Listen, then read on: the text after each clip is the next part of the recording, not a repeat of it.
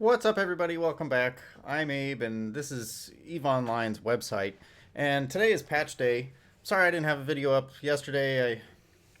We're at war with a bunch of people, and I needed to be in high sec in order to both pick up gear to do the abyssal videos, as well as to run and find some combat sites in high sec. And it just wouldn't have been safe. So I couldn't do it. So today, though, we're going to get into patch notes for December, and then in the next video, we're going to get into some of these winter celebrations, which you can see up here in the tab above. At any rate, yeah, let's just get into the patch notes here.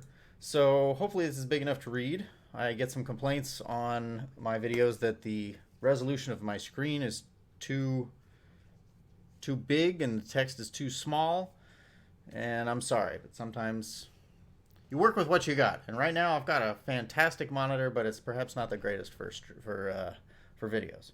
All right, so this is for December 2018. It'll be released when this goes live, which would be Tuesday, December 11th. Tuesday, December 11th. One way or the other, we're getting into it. Features and changes. Abyssal Dead Space. Abyssal jump mechanics have been significantly changed to allow for invulnerability while using Triglavian gates. This affects inter-abyssal travel during the PvE sequence, inter-abyssal travel from PvE to PvP, and abyssal to origin jump to known space. While previous mechanics were by design, after listening to player feedback, we have spent time reworking this travel system to allow for this invulnerability. Blueprints for the Rodvia and Mutadaptive remote armor repairs can now be found in Abyssal Dead Space. Under graphics, we've got auroras will now appear on the poles of planets with atmosphere and magnetic fields. Auroras are not regularly scheduled, but occur according to preset conditions over time. The Etana Special Edition Tournament Prize ship now has hull geometry and animation distinct from other Caldari Osprey class hulls. On the market, they changed the Stasis Webifier drones market group from combat utility drones to electronic warfare drones. Modules, they added Mutadaptive remote armor repairs in the following variation. Heavy remote armor repair 1, compact scoped remote armor repair 2, and Perun heavy mutadaptive remote armor repair. And they have the following rules. They're limited to 1 per ship, may only be fit to Rodiva and Zarmazd for now, which I assume are ships that I am unaware of. Increase remote repair amount by 10% for each additional active cycle on the same target. Increase remote repair amount caps at 150% added. So that should be an interesting mechanic. So the longer you run your remote repper, the more it is repairing. Under miscellaneous, we've got a new celestial group in the overview tab, presets, types filter. It's been added, and it's called Future Home of Sino Fields. In our February 2019 release, we plan to move standard Sino-Suro fields to this group so that players can filter them separately from other beacons. We are adding the empty group early so that players can choose to add this group to their saved overviews and or overview packs to prepare for the February change. The 13 days of EVE begin on release day. Log in and claim your rewards, and that release day, I assume, is release of this patch, which is today, if you're listening to this. Science and Industry, they added the following blueprints for the Mutadaptive remote armor repairs, which we just talked about, the Rodiva blueprint and the Zarmazd blueprint. And it looks like the Zarmazd is the Tech 2 version, perhaps, of the Rodiva blueprint. Ships, the Rodiva, which is a precursor cruiser, and it has bonuses to remote armor rep and activation cost. Roll bonus 525% bonus to Mutadaptive remote armor repair optimal range, 100% bonus to remote capacitor transfer range, 50% to all 3 of the following: the remote capacitor transfer activation cost, the smart bomb activation cost, and the energy neutralizer activation cost. And then it's got a bunch of things as far as its slot layouts, its fitting requirements, and its general attributes. If you want to find those, you can find them here on this website, or probably on EVE University if you go check there shortly after this. The Zarmazd has other things. It's got 20% bonus to logistics drone transfer amount per skill level, 100% bonus to Mutadaptive remote armor repair optimal range.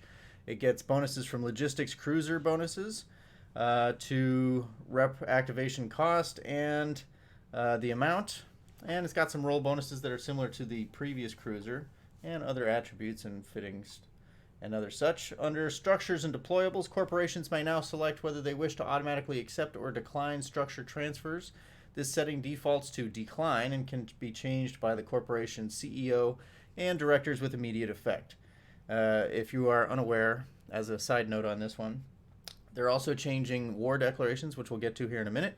And the reason why this is an important change is because war decks will not be able to be made on a corporation with no structures. So this would be a way to skirt that rule by buying a structure and transferring it to a corporation you want to declare war on, and then you get to do so. So we'll get to that in a second. The blueprints for the old star-based jump bridges, synode system jammers, and synode generator arrays may no longer be used to start new industry jobs. The starting tutorial and the Seeker investigation. Looks like Bailey has come in. Where was I? Updated, let's see. They updated the Aura conversation windows that appear during the tutorial to include icons and more clearly indicate instructions relating to them. They removed the completion count for the Seeker investigation card in the agency, improved flow of the teachings around navigating to career agents in the Seeker investigation, improved skill rewards designed to give characters levels in core skills, simplified the introduction to skill training in the Fortress in the Rocks section of the Seeker investigation. A UI highlight for the wreck has been added to the Approach the Wreck task, and the UI highlighting of the undock button in the agency during the Seeker's investigation has been removed to help new players focus on the Station Services undock button. All right. And war declarations. Corporations and alliances that control at least one structure in space are now considered war eligible. All corporations and alliances without any structures in space are no longer war eligible.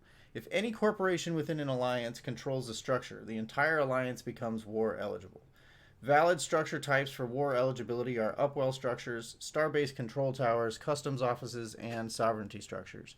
The location of the structure in space does not matter for war eligibility. Corporations and alliances must now be war eligible in order to declare wars, have wars declared against them, and join wars as allies. If either the attacking or defending side of an active war lose their last structure in space, the war will enter a 24-hour cooldown and then end. If either the attacking or defending side of a war that is still within its 24-hour warm-up period lose their last structure in space, the war will enter its 24-hour cooldown as soon as fighting begins. This will lead to a war that allows legal combat for 24 hours. Mutual wars will continue even if one or both sides lose their structures. And then some defect fixes. In the Abyssal Dead Space, they fixed an issue where Warp Field Collapse Warning Timer would remain after a character is killed while still in Abyssal Dead Space. Fixed an issue where if character logged directly into an Abyssal Dead Space encounter, the Warp Field Collapse Warning Timer would sometimes not appear. And they fixed an issue where the weather effect did not get applied to players in some cases. Under gameplay, the Warp to Location button is no longer displayed when the player is being asked to activate a module before warping during a Rift in Space in the Seeker Investigation tutorial.